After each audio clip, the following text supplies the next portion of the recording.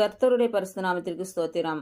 இன்றைய நாளுக்கான தேவ வார்த்தை ஏசாயா 43 அதிகாரம் 5, 10 மற்றும் 11 வசனங்கள்.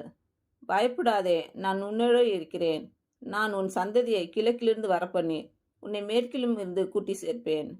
நானே அவர் என்று நீங்கள் உணர்ந்து என்னை அறிந்து விசுவாசிக்கும்படிக்கு நீங்களும் நான் தெரிந்து கொண்ட என் தாசனும் எனக்கு சாட்சிகளாய் இருக்கிறீர்கள் என்று கர்த்தர் சொல்கிறார். எனக்கு முன் ஏற்பட்ட தேவன் இல்லை, எனக்கு பின் இருப்பதும் இல்லை. நானே கர்த்தர், என்னை அல்லாமல் இரட்சகர் இல்லை என்று பிறந்த நாள் மற்றும் திருமண நாள் காணும் அனைவருக்கும் இயேசு கிறிஸ்துவின் நாமத்தினாலே வாழ்த்துக்கள்.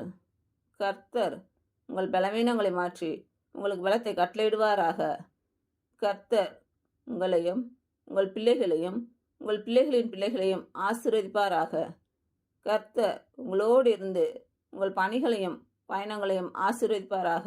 ஆமேன்.